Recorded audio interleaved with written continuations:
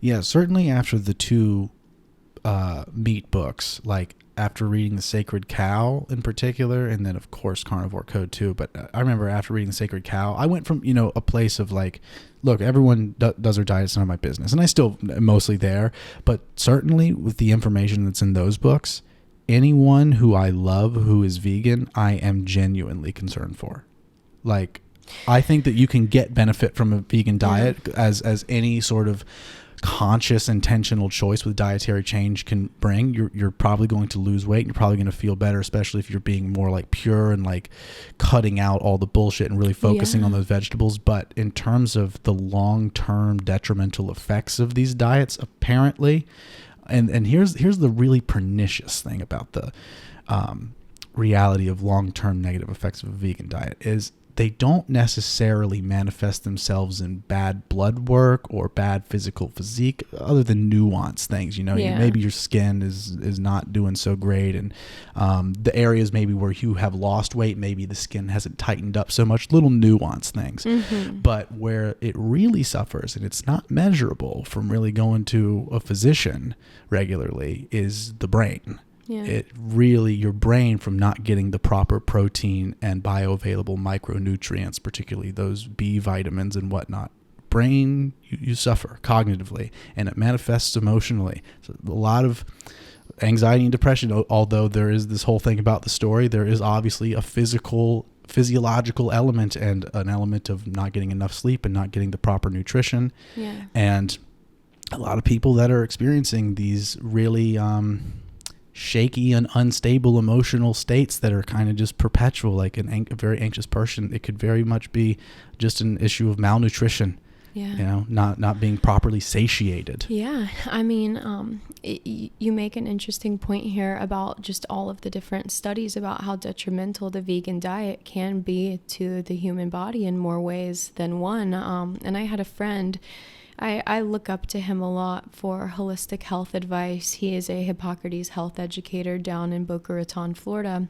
And I stayed at one of his friends' holistic health retreats. Her name is Lotus. And oh my gosh, I just had a wonderful time with her. And they're all so knowledgeable.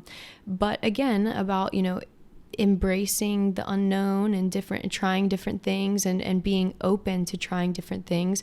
When I had initially met them, Brandon was vegan, but he wasn't shove it down your throat about it at all. He was just like, this is what I am for this reason, and this reason. And when he started incorporating meat back into his diet, I mean, he's just such an informational kind of guy. He's incredible.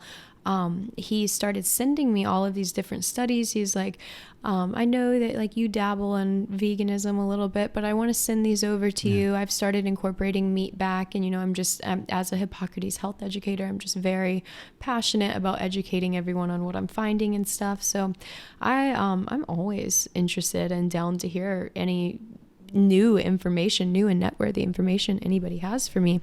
And I found one study absolutely mind-boggling, just so unbelievably crazy that I was so happy he sent it. But it was a study by I'm forgetting the type of doctor, but it's like the doctor that delivers babies. Is this about the placenta? Vegan? Yeah, I know about this a little bit. Yes. Keep going. Yeah. Oh my gosh. So when I saw this, but basically, she's like a placenta study. Like she studies placentas. I think she's the one that like helps put the placentas in capsules and like makes them edible for the moms to like then take and everything.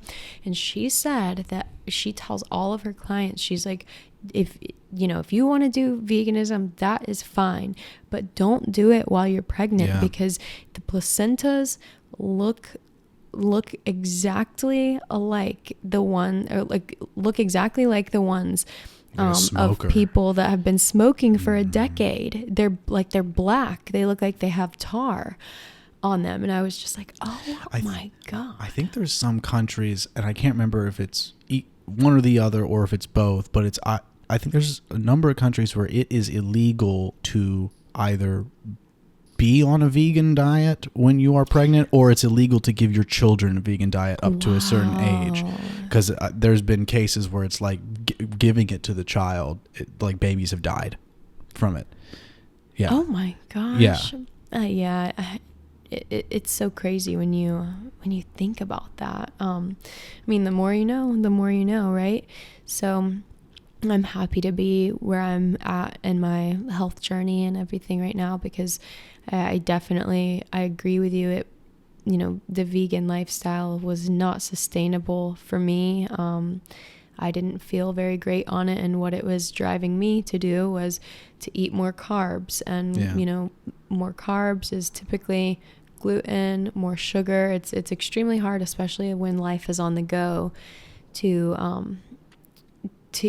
eat vegan, and for not for other people. I'm saying for myself, knowing that I need to be primarily gluten-free, sugar-free, and dairy-free, with the A1 casein protein. It was hard to not have that meat and not have the other things that I just listed. I was like, I would remember going to places and being like, okay, well, this has this has this, this has meat in it, like all these different things. So what the hell can I eat? Like some rabbit food,